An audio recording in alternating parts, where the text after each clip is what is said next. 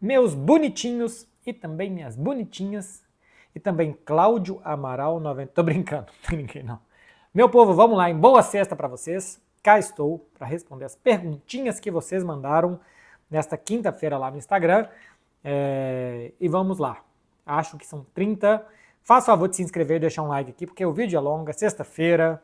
Tem um tanto de coisa aqui que depois vocês vão fazer corte, as pessoas vão ficar me perguntando sobre a bola das pessoas, ou as bolas das pessoas.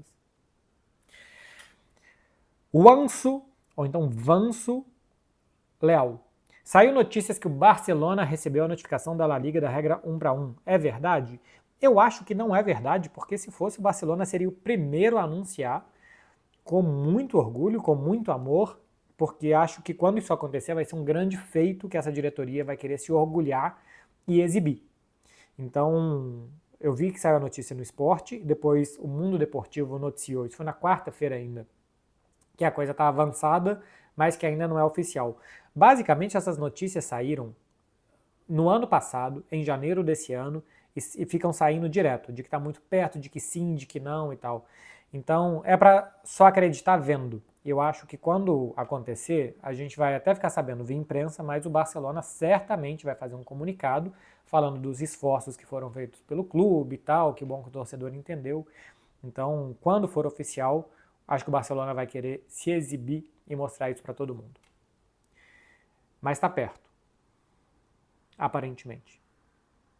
Ney Barros 781. MB, João Cancelo seria um lateral direito perfeito para o Barça hoje? Não.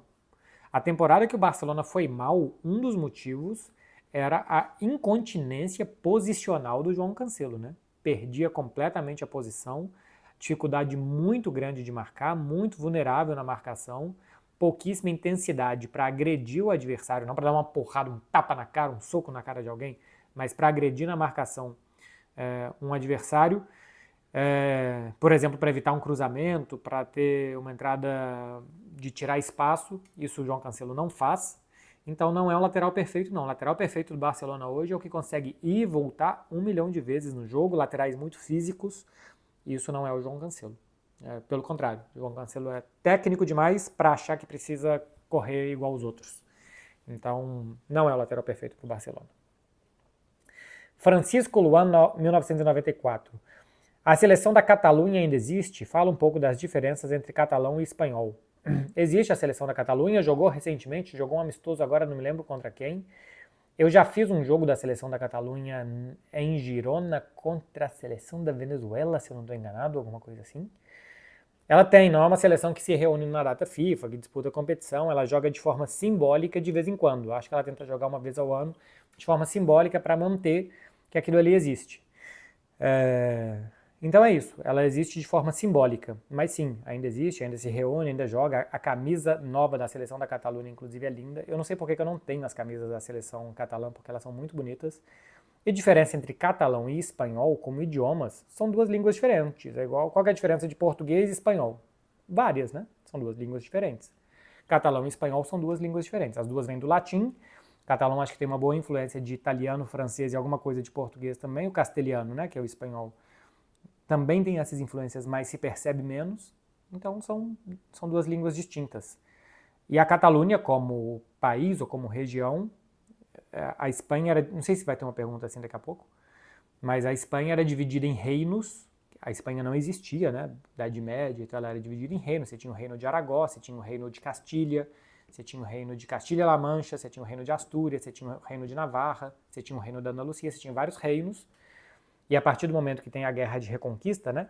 Que desde Astúrias os católicos vão retomando a parte da Península Ibérica e era comandado pelos muçulmanos, e os califados vão sendo desfeitos aqui, esses reinos depois foram sendo unificados. E a Catalunha, que fazia parte do reino de Aragó, foi unificado, perdeu a guerra de reconquista e foi unificado ao reino de Castilha, que depois virou a Espanha. Isso é coisa de 1714. Então, por isso que aqui na Catalunha se considera que isso daqui era e é um país, porque tinha língua, território, bandeira, tradições, cultura, já tinha tudo isso há mais de 300 anos, como um país mesmo, como um território autônomo, e hoje faz parte do Reino da Espanha. Isso aqui ainda é um reino, é chamado de Reino da Espanha hoje. Fui lá para foto de praia, foto de férias, com gente que vocês nem conhecem. Dona by HP. Você acha que a personalidade do Yamal pode atrapalhar ele em algum aspecto futebolístico? Não. Tem muita gente que eu percebo, Dona by HP e galera, que está preocupado com o Lamine Yamal ter tirado férias e está curtindo férias com o Neymar no Brasil e tal. A personalidade do Yamal, assim como de todo mundo, a gente não sabe o que vai ser quando crescer, né? Lamine Yamal vai fazer semana que vem 18 anos. A gente não sabe o que ele vai ser quando ele crescer. E o mundo gira. Lamine Yamal pode se perder nos prazeres mundanos, ele pode não ter o objetivo de se esforçar por 15 anos, tipo Messi e Cristiano Ronaldo, para se manter no auge durante todo esse tempo. Ele pode fazer tudo isso, ele pode se lesionar e não ser mais o mesmo, enfim, muita coisa pode acontecer com ele. O fato dele ter tirado férias, ter ido para o Brasil, ter saído com o Neymar e ser visto com os amigos por aí, cara, é um garoto de 18 anos. Ele tem mais é que curtir mesmo a vida dele. Foi tirado muito dele virando um jogador de profissional aos 16 anos, a responsabilidade, a pressão, tudo que comporta o futebol profissional, e é futebol profissional nível Barcelona, um dos maiores clubes do mundo. Então ele tem mais que nesses meses, essas semanas de férias que ele tem, aproveitar tudo que ele pode mesmo. Porque vão ser poucos os momentos que ele vai poder fazer isso, nas férias especialmente, durante a temporada não. Então, a gente não sabe o que ele vai ser, as influências, as referências que ele vai ter à medida que ele for crescendo. Nem ele sabe. A gente torce para que ele seja um jogador de futebol muito profissional por muito tempo, porque ele é muito bom. Ele pode ser, pode não ser. Agora, não vou fazer um jogo de adivinha, porque ele tirou férias e porque a gente viu uma foto, porque a gente viu um vídeo do que esse menino é, né?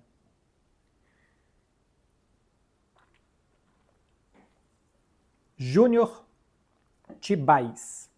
Quantas vezes na semana você toma vinho ou cerveja? Quantas me chamam? Assim, eu não tomo sozinho. Em casa eu não abro uma cerveja um dia depois cansado de trabalho, eu não faço isso, não tenho essa necessidade.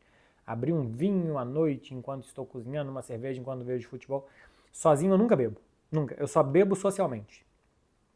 Tem vezes que eu socializo mais do que outras.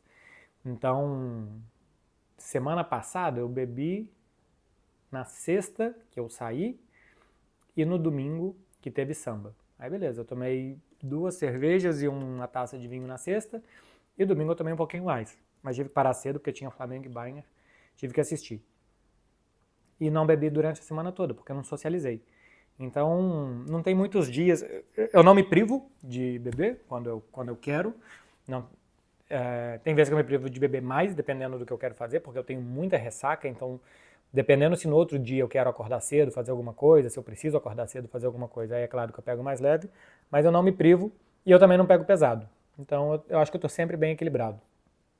E não sinto falta, posso passar 2, 3 semanas. No final do ano, estava naqueles momentos mais difíceis e tal, e aí eu tinha medo de beber e daquilo ali aflorar em mim muitos sentimentos que não fossem bons e eu ficar mais deprê ainda. Passei mais de um mês sem beber tranquilaço, sem sentir nenhuma falta. Então, zero necessidade, só para socializar, com moderação. Hugo Silva, treinador. Joia, com os resultados do Flick, não faz parecer que Laporta estava certo e o Xavi errado?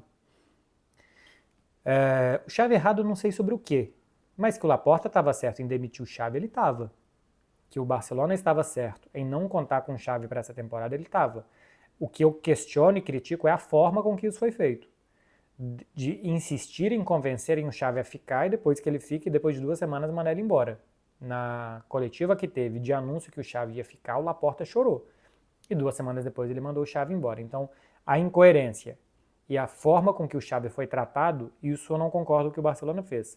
Que o Barcelona não continuasse com o Xavi, eu concordo. Eu lembro que na temporada 23-24, depois da data FIFA de novembro, teve um Barcelona Raio Vallecano, e que em novembro eu falei, o Xavi chegou no limite, ele não vai conseguir tirar mais nada desses caras, eu tenho a sensação que esse time não vai melhorar. Até deu uma melhorada depois de um tempo e tal. Depois que ele pediu para sair, o time começou a treinar melhor, o time percebeu que a temporada estava muito crítica e depois daquilo teve alguma melhora. Então Laporta estava certo. Agora, o Xavi estava... Não sei no que o Xavi estaria errado. Estaria errado sobre o quê? Sobre os jogadores, sobre não dar para competir? Talvez seja isso que você esteja querendo dizer, né? Se for isso, sim. o Xavi estava errado, porque deu para competir. O Hans Flick mostrou que ele podia melhorar os jogadores. Até onde o Xavi conseguiu levar os jogadores, não dava para competir. O que o Hans Flick transformou e melhorou os jogadores fez com que o Barcelona pudesse competir. E no final das contas, a pontuação que o Barcelona fez esse ano campeão é muito parecida com o do ano anterior, porque teve aquela sequência de uma vitória em 8 jogos, que aquilo ali foi uma bizarrice, que nem aqueles Barcelona de Yusuf Demir fazia, que fez com que baixasse muito a média do Barça na temporada. Mas tirando aqueles 45 dias específicos, o time voou na temporada. Marcelo Uchoak. Some em trabalhar com futebol, mas já tenho 27 years, coloquei aqui um Y, graduado em Direito. O que fazer? Cara, você pode fazer algum curso de gestão, algum curso de introdução, né? Assim, gestão de futebol, marketing esportivo, algum curso de direito desportivo, alguma coisa assim, para complementar e você ter também uma formação ligada ao futebol. E aí você pode trabalhar com atleta, sendo advogado de jogador, sendo advogado de agente para fazer intermediação de negociações e para fazer contratos. Você pode trabalhar no departamento jurídico de um clube, de uma federação. Tem um espaço muito aberto para quem é advogado no futebol. Sim, tem muito espaço. Faz algum curso de direito desportivo, de direito internacional, de tributação internacional, de gestão esportiva e dá para entrar com a sua formação em direito, sim. 27 anos é uma idade muito boa ainda para fazer uma transição, para seguir um sonho. Dá para fazer tranquilo, cara. Ver onde que você gostaria mais de trabalhar, se é com um jogador, com um agente, com um clube, com a federação, com liga, alguma coisa assim. E ver como que você pode dar um passo agora que você já é advogado, para ser um advogado de direito desportivo e trabalhar dentro do futebol. Ribeiro XZS_10. Qual foi a maior rivalidade de clubes que você já cobriu e qual o seu ponto de vista sobre ela? Cara, a maior rivalidade que eu já cobri é Barcelona e Real Madrid. Pelo tamanho dos clubes. Assim, eu já fui em Inter e Milan, por exemplo. Já tive num jogo desse e foi uma semifinal de Champions, era uma coisa grandiosa. Eu sou de Belo Horizonte, que a gente tem Atlético e Cruzeiro, que é uma grande cidade, é uma cidade maior do que Barcelona e talvez maior que Madrid, acho que não.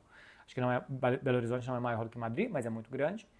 E que é completamente dividido entre dois times, né? Madrid ainda tem o Atlético de Madrid, mas tem uma grande presença do Real Madrid no país inteiro. E o Barcelona, em Barcelona, evidentemente, é soberano.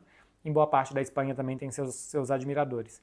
Mas o que representa Barcelona e Real Madrid historicamente, como eles estão de lados opostos, do ponto de vista social, do ponto de vista político, do ponto de vista de como que a sociedade do país se vê e é vista, eles sempre estiveram de lados muito opostos e eu acho que é a maior rivalidade que existe. Eu sei que existem outras que são mais quentes, que são mais fervorosas, que estão mais a ponto de explodir. Barcelona e Real Madrid já estiveram assim, né, uns 10, 15 anos atrás. Mas pelo tamanho dos times, pelo que eles representam no futebol e também fora dele, Barcelona e Real Madrid é a maior rivalidade do mundo.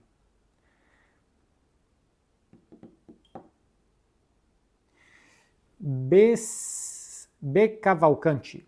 O que está achando do Arda Güler nesse novo esquema tático do Real Madrid? Estou achando muito bom.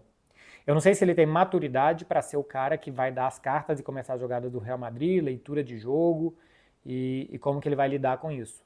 Mas a capacidade de passe que ele tem, de sair de jogadas difíceis, de domínio, assim, ele tem, se ele tiver inteligência tática, toda a técnica para jogar ali eu acho que ele tem. Falta um pouquinho mais de corpo talvez para as ações defensivas. Mas ainda vamos ver porque ele não foi muito exigido por ali. Mas para iniciar as jogadas ele tem tudo e ele ainda pode chegar também à frente para definir. Então acho que é uma muito boa sacada do Xabi Alonso colocar ele por ali.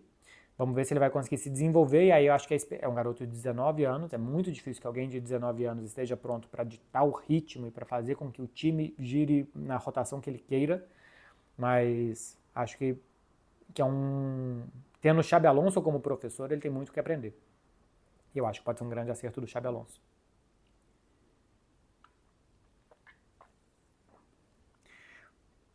Pica, Z. Douglas. Assunto diferente, como iniciou na corrida? Eu acho que não é tão diferente não, já respondi isso aqui alguma vez.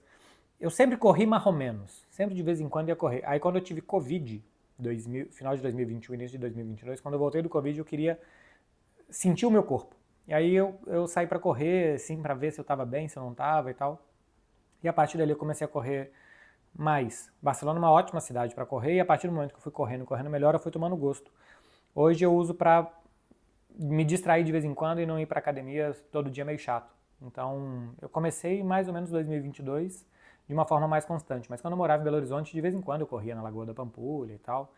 De vez em quando eu era de correr. Acho que eu fiquei mais assíduo a partir de 2022. Valmir Silva 13. Qual a maior surpresa desse Mundial? Pô, que o Al Hilal tire o Manchester City.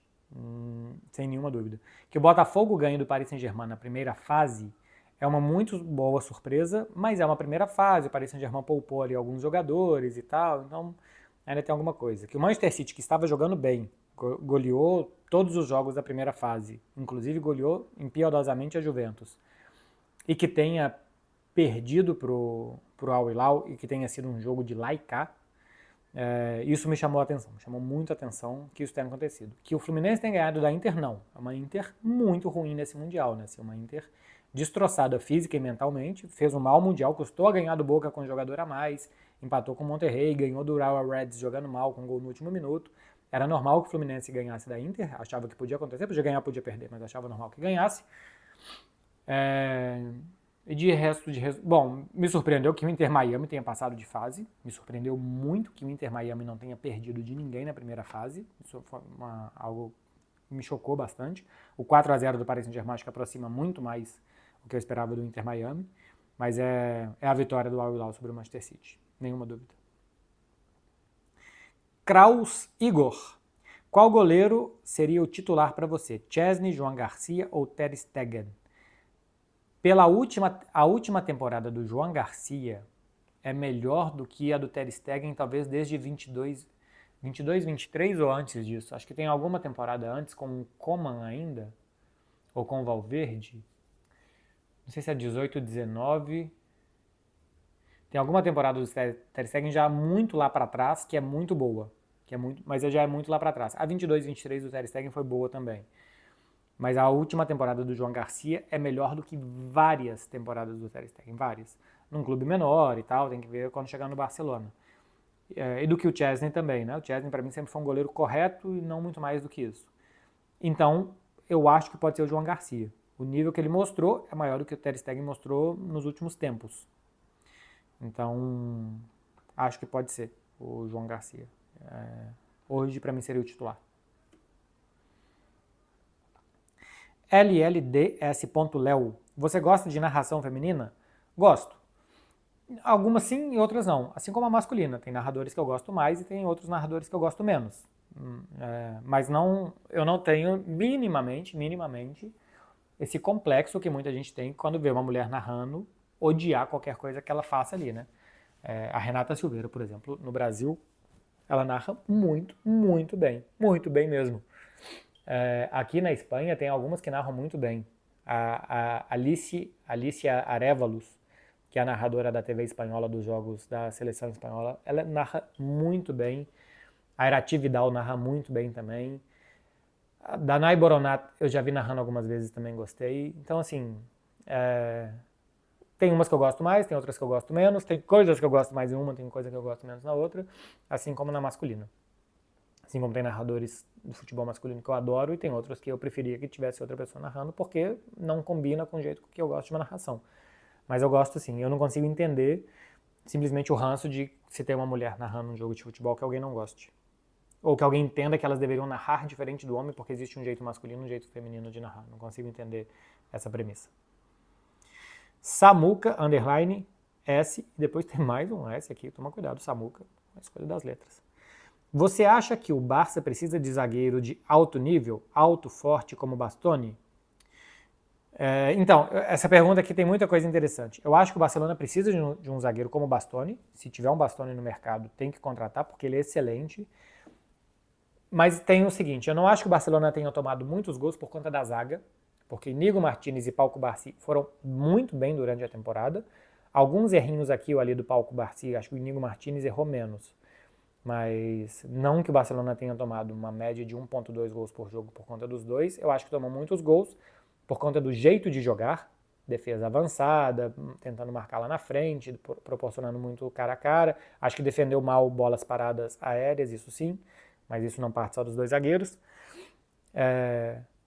Então, se precisa de um zagueiro como o Bastoni, sim, mas não só pelo ponto de vista defensivo, porque tem coisas do Bastoni como a velocidade e a saída de bola que você não colocou aqui, que o Barcelona até precisa mais. Como o Barcelona tem que correr muito para trás, precisa de um zagueiro muito veloz. E o Barcelona precisa, porque o Inigo Martínez já fez 34 anos, ou vai fazer, acho que já fez 34, precisa de um zagueiro canhoto. É muito importante ter um muito bom zagueiro canhoto no elenco, porque ele vai sair jogando pela esquerda e ele é que vai cruzar a bola para a direita. Se for um zagueiro destro para cruzar uma bola de um lado para o outro, ele tem que virar todo o corpo, você vai perder tempo, vai ficar óbvio que ele vai jogar a bola lá e a defesa adversária vai se montar, sem contar o passe fácil para sair jogando pelo lado esquerdo. Então o Barcelona precisa de um zagueiro canhoto e o Bastoni é excelente. O fato de ser alto e forte e de bom nível, isso também é bom. Mas eu acho que saída de bola e velocidade até contam mais. Arthur Charcaon. Charcaon, é isso mesmo. Qual foi sua história favorita de La Liga dessa temporada, para além do Barcelona? Cara, eu acho que foi o Betis com o Antony e o Isco a segunda parte da temporada. Porque o Isco passou boa parte da temporada machucado, né? E ele volta e depois entra o Antony e o Betis vai muito bem. Johnny Cardoso jogou muito bem também.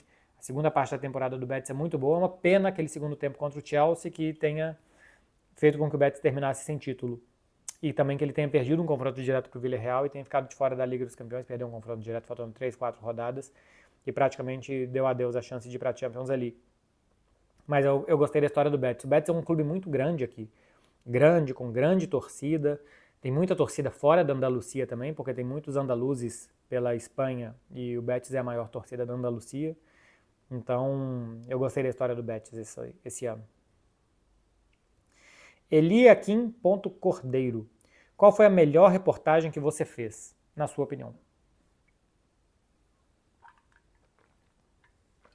Cara, nas coisas que eu tenho aqui atrás, tem...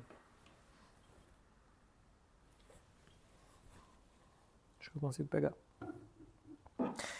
O único prêmio que eu ganhei na minha vida, eu ganhei um prêmio Mauro Betting de reportagem, vencedor categoria factual, em 2017, e eu não lembro qual foi a reportagem que eu fiz. Não lembro. É um prêmio que o Esporte Interativo teve esse ano, e eu ganhei, fiquei muito feliz porque é o único que eu ganhei, mas eu não lembro qual que foi a minha matéria, eu não lembro. 2017 foi o ano da saída do Neymar, eu não sei se foi alguma matéria relacionada à saída do Neymar ou não. Mas enfim, certamente não é nada sobre saída do Neymar, saída do Messi e do Barcelona. Eu gostei muito da série de reportagens que eu fiz, que era o The Last Dance do Messi, a última temporada do Messi pelo Barcelona. Sempre tinha, antes dos jogos de Champions, alguma matéria especial e tal, contando algum capítulo da história do Messi pelo Barça. Acho que aquilo ali foi bem legal. Teve uma que ficou muito famosa, que é Porque Todo Mundo Deveria Ver o Messi Jogar, logo depois da Copa de 2022 e tal, que eu também achei boa. Essas têm mais são reportagens assim, mais texto, trilha, né? Não é muito de respostas, perguntas, mas enfim, acho que trazem bem o clima. Recentemente eu fiz uma sobre a relação do Borussia Dortmund com a cidade de Dortmund, que eu também gostei. Foi antes da semifinal contra o Paris Saint-Germain, na temporada retrasada. Mas já que ficou bem legal também, entrevistei o Dedé, entrevistei um diretor do Dortmund, torcedores, também achei que ficou bem legal essa. Eu fiz uma há muito tempo, que é quase um mini documentário, eu acho que está aqui no meu canal do YouTube, inclusive, deve ser um dos primeiros vídeos do canal, se não o primeiro, que é a relação do Barcelona com a cidade de Barcelona, o clube que tem uma cidade, não a cidade que tem um clube, que eu também gostei muito, que fala de todos os aspectos social, político, econômico, que o Barcelona gera para a cidade. Eu acho que são essas assim, as que eu mais gosto. São as menos óbvias, sabe? São as mais trabalhadas e tal, eu gosto de reportagem assim. Bom, tiveram duas, que foram quando a gente teve um projeto na Max, que era o Raízes da Champions, que eu fiz a relação da cidade de Nápoles com o Maradona e com o futebol, e depois a paixão de Istambul pelo futebol, torcedores do Galatasaray, do Besiktas e do Fenerbahçe.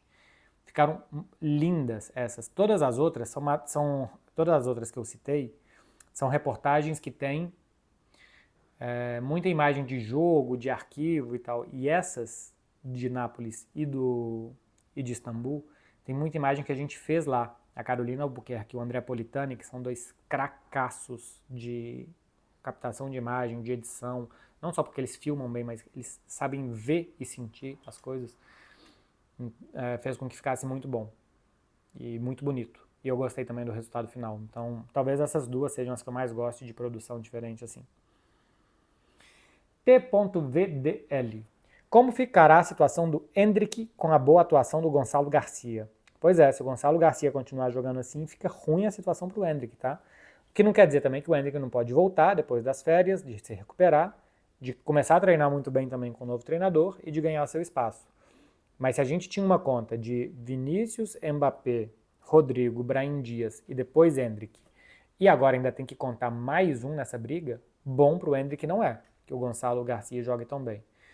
Outra coisa é que, aparentemente, o Xabi Alonso gosta de jogar e vai querer jogar com um cara lá na frente. E aí pode ser o Endrick numa dessas, ele pode daqui a pouco ganhar a posição, se entende muito bem com esse técnico.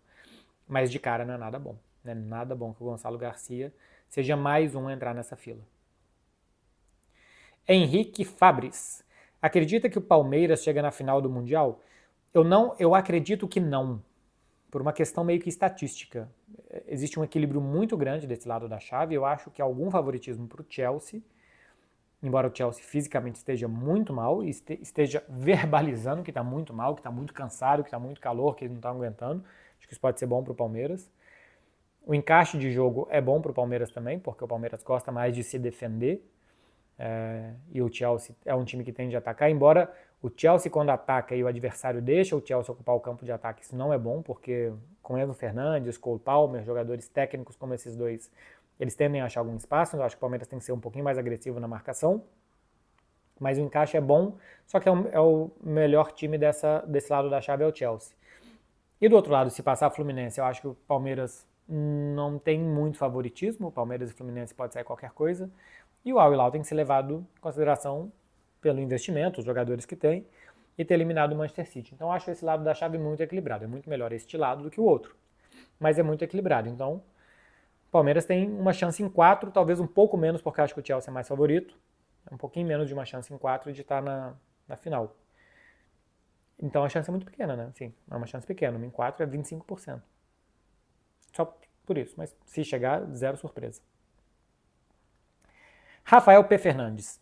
O desempenho dos clubes brasileiros no Mundial mudou a visão do europeu para o Brasileirão? Acho que não, tá? Acho que não. Eu acho que o europeu está vendo isso como um torneio de verão, um torneio de pré-temporada, de final de temporada para ganhar dinheiro e nada mais do que isso. Quem está lá, quem está assistindo, quem está transmitindo, tenta dar um pouco mais de importância, de relevância, de respeito, como deve ser o torneio. Mas o torcedor, no geral, acho muito pouco provável que, a não ser que tivesse um jogo de Campeonato Brasileiro amanhã, e talvez tivesse algum interesse em assistir, mas que daqui a um mês, quando eles voltarem os times europeus de férias, que eles se interessem de novo pelo futebol brasileiro. Os horários dos jogos, o ritmo dos jogos, como são os jogos no futebol brasileiro, acho que tudo isso afasta muito que o futebol brasileiro possa ter algum tipo de visão do europeu. Eles não têm visão nenhuma sobre o futebol brasileiro. Eles sabem que são bons jogadores que saem de lá, eles estão falando agora que tem bons times, estão citando os times do Mundial falando que tem bons times no futebol brasileiro, e nada mais do que isso. E eu acho que a gente não deve se importar muito para isso. O futebol brasileiro não é um produto de exportação. O Campeonato Brasileiro, eu acho que muito dificilmente, algum dia, vai ser um produto de exportação, uma liga para ser vendida mundo afora. A gente precisa melhorar o consumo, a produção, a estética, a educação do futebol brasileiro para nós brasileiros, para o mercado interno. Que a gente assista ao futebol brasileiro, não só o do nosso time, mas que o brasileiro goste de assistir futebol brasileiro. Sabe, que se você torce para o Grêmio e está jogando um Botafogo e São Paulo, que você tem vontade de assistir Botafogo e São Paulo. Assim como a gente tem vontade de assistir Chelsea e Arsenal, Real Madrid e Sevilha, sabe? Bayern de Munique e Leipzig, que a gente tenha vontade de assistir um Cruzeiro e Palmeiras, mesmo sem você torcer para esses dois times envolvidos. Eu acho que este é o desafio do futebol brasileiro. fazer com que o próprio brasileiro se interesse por ele. E não que gringo se interesse, porque os gringos não vão se interessar, eles não estão nem aí. Nem aí. Eu estou vendo durante o Mundial muito isso, sabe? Assim, vamos ver como é a repercussão na Europa, o que eles estão achando. É uma necessidade que a gente tem de validação, que os europeus validem o que a gente está fazendo, e ao mesmo tempo a gente reclama do eurocentrismo. A gente reclama do eurocentrismo, mas a gente está doido para que o europeu fale um pouquinho bem da gente. Eu acho que o desafio não é esse, o desafio é que a gente mesmo passe a gostar mais do futebol brasileiro, tratar melhor o futebol brasileiro, todo mundo, né? Desde o torcedor até os dirigentes, e consumir mais o futebol do Brasil. Léo Faleiros. Se concretizar o negócio do Nico e uma possível vinda do Dumfries, Barça fica completo. E a gente joga com o Baldé enrolado em plástico bolha, né? Temporada inteira. Lateral esquerda foi foi muito problema temporada passada. O Gerard Martin mais ou menos se salva por aquele segundo tempo com 2 assistências contra a Inter e, repito, para mim, ele sofreu falta no terceiro gol. Mas os jogos com o Gerard Martin eram muito difíceis. O que o Rafinha perdeu de apoio, porque quando o Baldé jogava, o Rafinha tinha um apoio muito grande, e o que o Barcelona perdeu é uma enormidade. Para mim, o Barça precisa de um lateral esquerdo reserva. Lucas _DJ. Marcelo Beckler, o que é a vida? A vida, meu povo, ela é... Primeiro que ela só serve pra gente ser feliz, pra gente se divertir, não serve pra mais nada. Se não é pra ser feliz, ela não serve pra nada. E segundo que a vida é momentos de felicidade pontual, no meio ou de nada, ou de muito trabalho, ou de muito estresse, ou de decepções. Então, primeiro, a gente tem que se acostumar com essas coisas ruins, com essas coisas difíceis e saber que elas fazem parte, que elas vão fazer parte e que a gente tem que passar por elas. E segundo, quando tiver alguma coisa boa, aproveita. Se essa coisa boa for uma sobremesa, se essa coisa boa for uma noite de sono, se essa coisa boa for um esporte que você vai fazer, se essa coisa boa for alguém que você encontrou pelo seu caminho, uma amizade, um relacionamento, aproveita, seja feliz, seja grato por aquela coisa boa que você está tendo pela frente e saiba que esses momentos de felicidade da vida, eles passam, assim como os momentos ruins. Então a gente tem que aproveitar os bons momentos e saber que os momentos ruins vão passar, mas acho que a vida é para aproveitar esses momentos. Não é toda hora que tem. Quanto mais a gente ser grato às pequenas coisas, melhor, porque a gente vai aproveitar mais a vida. Então acho que a vida é isso. É perceber o que ela pode dar pra gente e fazer o melhor que a gente puder disso. Tentar ser o máximo feliz com o que ela nos oferecer. Filosofia pra cacete. Rafael P. Fernandes. O que você acha do Flamengo querer negociar o Pedro pela falta de intensidade? Eu acho que pode fazer sentido. Não sei como é que o Pedro voltou da lesão, porque eu vi pouco, porque ele não está jogando muito.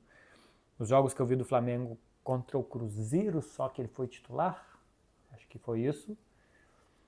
Vi contra a LDU, ele não foi. Agora no Mundial, os jogos grandes, ele não começou jogando.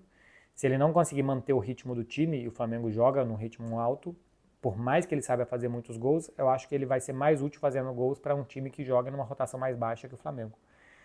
Então pode fazer sentido sim, caso ele não consiga se recuperar e jogar no ritmo do resto do time. Acho que alguns jogadores condicionam muito o jeito do time jogar. Se você tem um centroavante lento, que não vai marcar a saída de bola, que seu time não vai recuperar rápido a bola, e que você não consiga adaptar isso, por exemplo, o Harry Kane mais ou menos marcava o zagueiro do Flamengo que não estava com a bola, né? Ele ficava numa segunda linha de marcação e não ia pressionar direto lá em cima para se resguardar um pouco mais. O Flamengo pode ter alguma tática assim. O Messi, por onde ele passou já no final de carreira, no Barcelona e tal, basicamente também, ele colava num zagueiro ali e sem a bola meio que anulava 1-1. A questão é que com a bola esses caras resolvem muito mais do que o Pedro resolve com a bola. Então você pode se dar o luxo de ter algum jogador menos intenso, caso ele resolva pra cacete. Coisa que não é o caso do Pedro, apesar de ser muito bom. Eu acho que pode fazer sentido sim negociar ele. Pedro Conti e underlines. Qual foi o bastidor mais marcante que você já viveu cobrindo o futebol europeu? Mais marcante? Não sei se tem um bastidor que marcou muito, alguma coisa assim. Assim, uma coisa que eu sei que a mim pelo menos marcou bastante é uso de drogas de um jogador de alto nível, sabendo mais ou menos quando que sai do organismo, quando que ele podia usar e tal, e que usava. Jogador de top de linha. Droga recreativa. Então, talvez isso tenha sido mais marcante. Claro que eu não vou falar quem é, não posso provar, nem como, não foi pego no antidoping, mas foi uma coisa que eu fiquei sabendo. Já tem bastante tempo, inclusive. Brunei17. Por que não usa a camisa do Barça nos vídeos? Porque eu nunca fiz nenhum vídeo aqui como torcedor do Barcelona. Todos os vídeos são feitos como alguém que torce para o Barça, que admite que torce para o Barcelona, mas são vídeos feitos por um jornalista numa posição de jornalista. Quando eu venho aqui e analiso Barcelona 2-0 Betis e quando eu analiso Real Madrid 1-0 na Juventus, eu tento fazer do mesmo jeito. Assistir o jogo, pegar alguns dados, por onde que os caras andaram, qual que foi a dinâmica do jogo e vir aqui falar. Só isso. De qualquer jogo que eu faço a mesma coisa, sendo o time que eu torço ou não, querendo que o time ganhe ou não. Então eu não faço vídeo com camisa do Barcelona, porque este canal aqui nunca foi um canal de torcedor do Barcelona. Coisa que eu torça pro Barça e que eu seja honesto com vocês. Eu torço pro Barça, quero que o Barcelona ganhe. Outra coisa é me portar como um torcedor. Isso eu não faço. Tenho minimamente a intenção de fazer, nunca fiz e tomara que nunca faça. Al10SS. O Rodri seria uma boa pro Real? Muito boa, muito boa. Um jogador que é o que o Real Madrid precisa. Porque a gente está falando aqui do Arda Güler, que nessa posição de 5, a bola longa, a organização do time, como que vai ser, o Rodri também faz isso, mais experimentado para fazer isso, faz isso melhor. É alto também para disputas aéreas, é físico para recuperar a bola, sabe pressionar bem na frente. O Rodri é tudo que o Real Madrid precisa para a posição que ficou carente com a saída do Toni Kroos. Então, sim, se tiver um outro Rodri, se tiver alguma coisa parecida com o Rodri, inclusive o Real Madrid deveria tentar buscar, porque é uma peça fundamental até para esse estilo de jogo que é agora o Xabi Alonso com mais bola no pé, e o Rodri é um desses caras que a bola passa 100 vezes no pé dele no jogo.